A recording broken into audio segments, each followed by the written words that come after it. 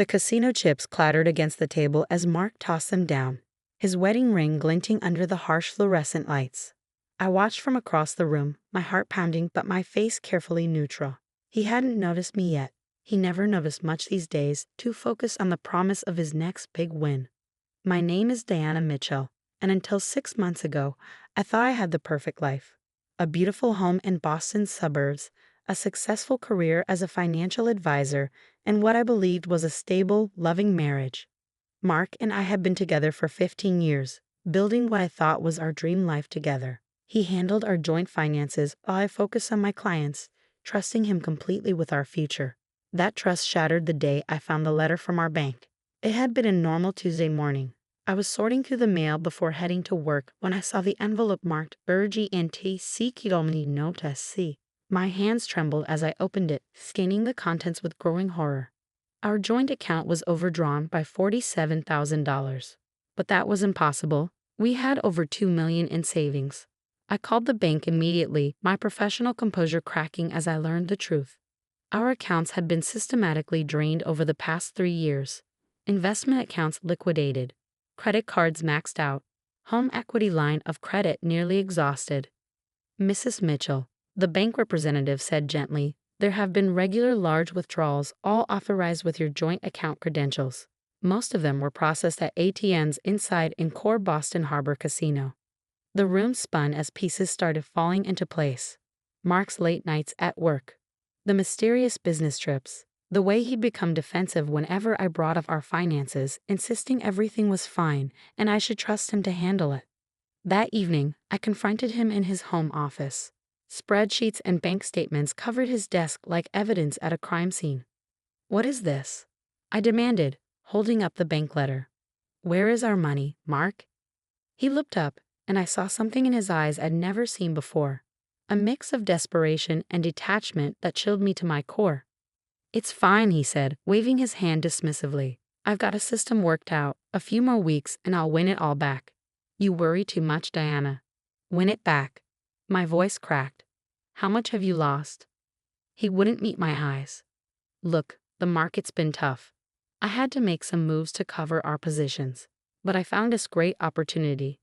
"How much, Mark?" He muttered something under his breath. "What was that?"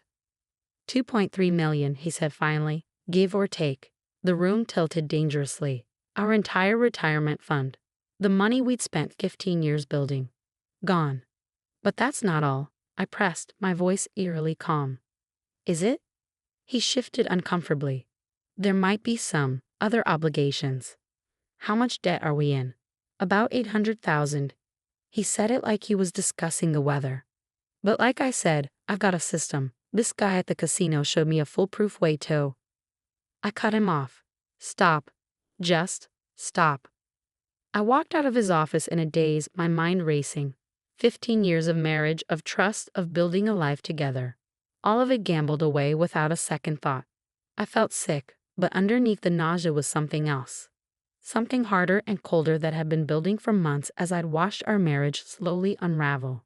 That night, I lay awake in our bed, listening to Mark's steady breathing beside me. He could sleep soundly, unburdened by the weight of his betrayal. But I was wide awake, my mind crystallizing around a single thought. I had to protect myself. The next morning, I went to work as usual, but instead of meeting clients, I spent the day making calls. First to a divorce attorney recommended by a colleague, then to a forensic accountant, finally to a private investigator. "Document everything," my attorney advised. "Bank statements, credit card bills, casino receipts, anything that shows the extent of his gambling. And don't let him know you're preparing to leave. Men like this can become desperate when cornered." For the next 3 months, I played the perfect wife. I smiled and nodded when Mark talked about his system. I pretended not to notice when he came home at 3 a.m. reeking of cigarettes and desperation. I even acted concerned when he asked to borrow money from my personal account for a sure thing. But while he was losing himself in the neon glow of the casino, I was building my case. The private investigator tracked his movements, documenting every visit to the casino, every withdrawal, every loss. The forensic accountant pieced together the extent of his addiction, uncovering accounts I hadn't even known existed. The evidence was damning. Mark hadn't just gambled away our savings, he'd taken out loans in my name, forged my signature on documents, even mortgaged our house without my knowledge or consent. This is criminal behavior, my attorney said, reviewing the files. We can pursue charges if you want. I considered it, but revenge wasn't my goal. I just wanted out, and I wanted to salvage whatever I could from the wreckage of our life together. So I kept playing my part, all while methodically preparing for my escape. I opened new accounts at different banks, had my paychecks redirected, gathered important documents and irreplaceable family mementos, secured a small apartment across town under a different name. Mark noticed nothing, too consumed by his addiction to see what was happening right in front of him. He still came home talking about his latest system, about how he was due for a big win, about how everything would be fine if I just trusted him. The breaking point came sooner than I planned. I caught him in our home office late one night, hunched over my laptop, trying to access my personal accounts. "What are you doing?" I asked from the doorway, making him jump. "Deanna, I was just checking our accounts, making sure everything's in order." "No," I said quietly, "you were trying to steal from me. Again." His face darkened. "I wasn't stealing. I just need a little capital to implement my new strategy. Once I win big." "Stop." My voice was steel. "Just stop lying. To me, to yourself, to everyone." He stood up, his familiar face twisted with desperation. "You don't understand. I'm so close. One big win, and I can fix everything. I just need—" "What you need," I cut him off, "is help. Professional help. But I can't help you, Mark. Not anymore." "Professional help?" Mark scoffed, running his hands through his graying hair. "I don't need help. I need you to trust me." I laughed, a hollow sound that seemed to echo through our too-big house. "Trust you? Like I trusted you with our retirement, our house, our entire future." His face darkened. "I made some mistakes, okay? But I can fix this. I just need a little more time, a little more capital." "No." The word came out sharp, final. "I'm done." I pulled an envelope from my purse and placed it on his desk. "These are divorce papers. I've already moved most of my things out." The color drained from his face. "What? You can't? Diana, please. We can work this out." "Can we?" I asked, my voice steady despite my racing heart. "Tell me exactly how we work out the fact that you've gambled away everything we spent 15 years building." He reached for me, but I stepped back. "I know I messed up," he pleaded. "But I love you. Doesn't that count for something?" "Love?" I shook my head. "Love doesn't empty joint accounts without permission. Love doesn't forge signatures or take out secret loans. Love doesn't destroy someone's life and then expect them to stick around for more." "But I've already frozen all our joint accounts," I continued. "My lawyer will be in touch about the division of assets. What's left of them anyway? Don't try to contact me directly." As I turned to leave, he called after me, his voice cracking. "Where will you go?" "Somewhere you can't find me," I replied without looking back. "Somewhere I can start over." The next few weeks were a blur of legal meetings and financial damage control. My attorney worked to protect what assets remained while the forensic accountant continued uncovering the extent of Mark's deception. The numbers were staggering. $2.3 million in gambling losses, $800,000 in debt, multiple maxed-out credit cards, and a second mortgage I'd known nothing about. Mark didn't take it well. He alternated between desperate pleas and angry threats, showing up at my office, bombarding me with calls and texts. I documented everything, building an even stronger case for the divorce. "He's spiraling," my private investigator reported. "Spending more time at the casino, taking bigger risks. You should consider a restraining order." I didn't want it to come to that, but when Mark showed up at my new apartment one night, clearly drunk and demanding money, I had no choice. The police escorted him away, and the next day, I filed for the order. Through it all, I kept working, building my client base and reputation. My colleagues were supportive, many of them having suspected something was wrong long before I did. They helped me network, brought me new clients, gave me the professional foundation I needed to rebuild. One evening, about 2 months after I left, I received a call from an unknown number. It was the casino's security team. "Mrs. Mitchell, we have your husband here. He's caused a disturbance, accused several dealers of cheating. He keeps saying you'll vouch for him, pay his markers. I closed my eyes, fighting back tears. I'm not responsible for him anymore. We're separated, and there's a restraining order in place. Understood, ma'am. We'll handle it from here. Later, I learned he'd been arrested for disorderly conduct and assault after trying to attack a dealer. It made the local news. Respected businessman Mark Mitchell, charged with multiple offenses at Encore Boston Harbor. The arrest seemed to wake something in him. His lawyer contacted mine, finally ready to discuss a settlement. Mark agreed to enter rehab as part of the divorce agreement, acknowledging his addiction and the damage he caused. I should have felt vindicated, but mostly I felt tired. Tired of the legal battles, tired of untangling our finances, tired of watching someone I'd love destroy himself and our life together. But beneath the exhaustion was something else. Determination. I'd survived this. More than survived, I was thriving. My personal client list had grown, my reputation stronger than ever. I'd moved to a smaller but comfortable apartment, started rebuilding my savings, and most importantly, reclaimed my sense of self.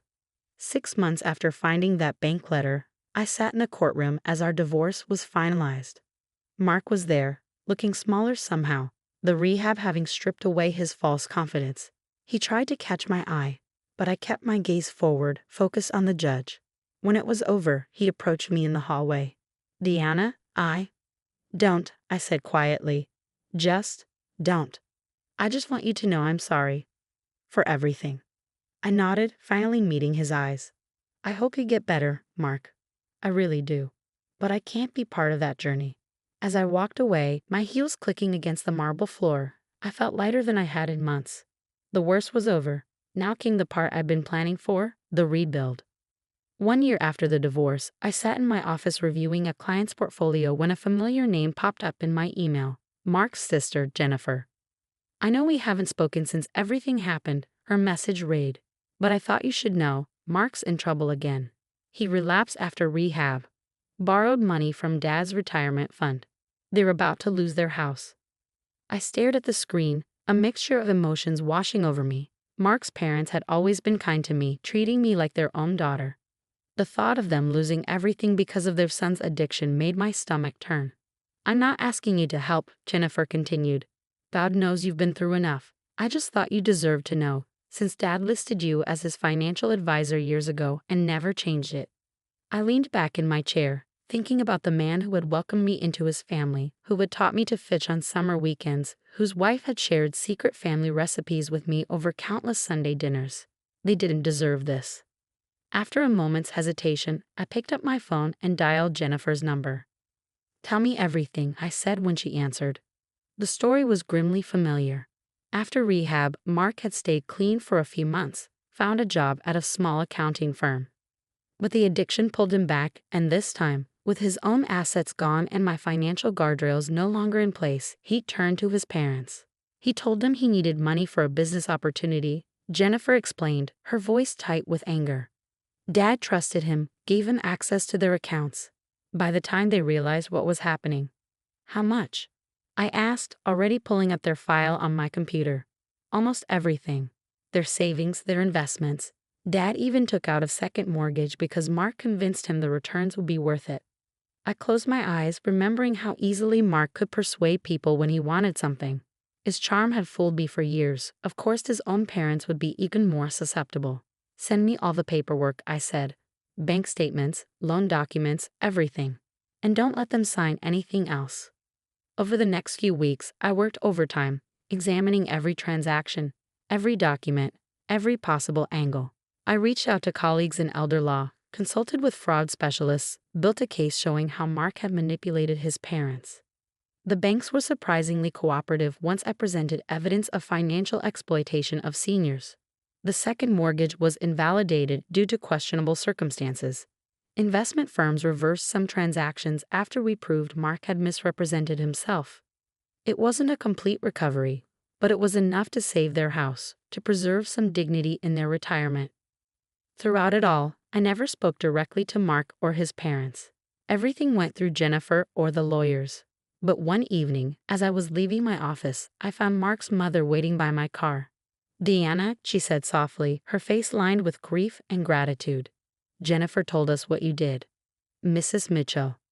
Please, she interrupted, stepping closer. Let me say this. We failed you. We should have seen what Mark was doing, should have supported you when everything fell apart.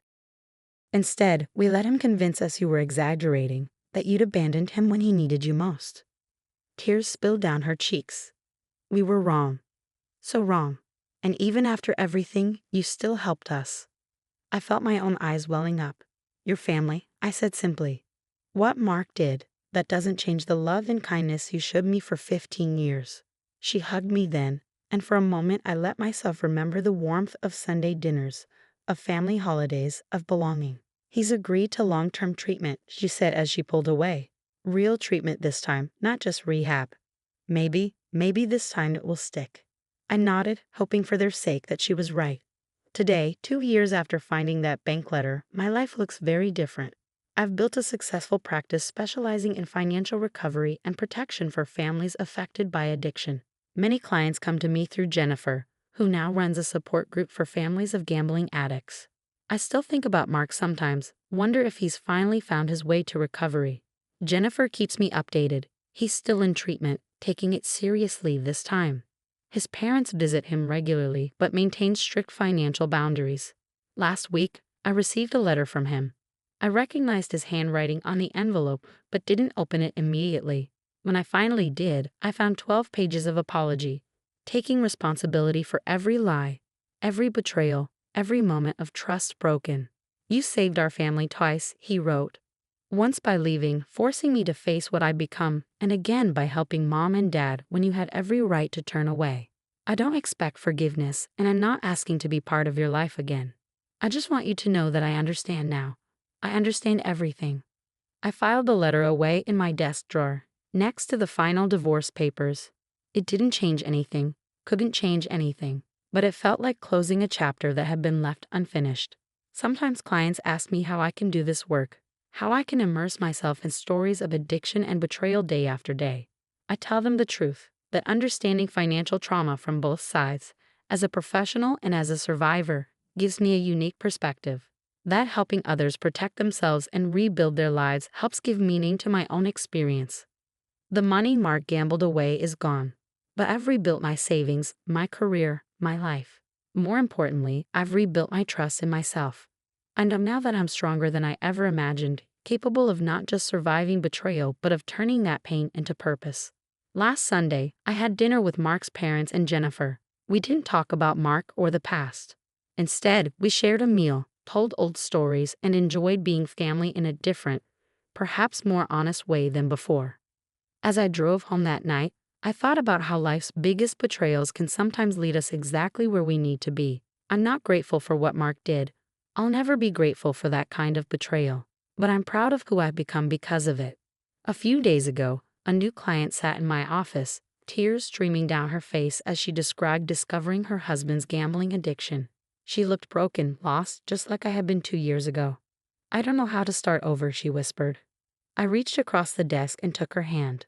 Let me help you, I said. I know exactly where to begin.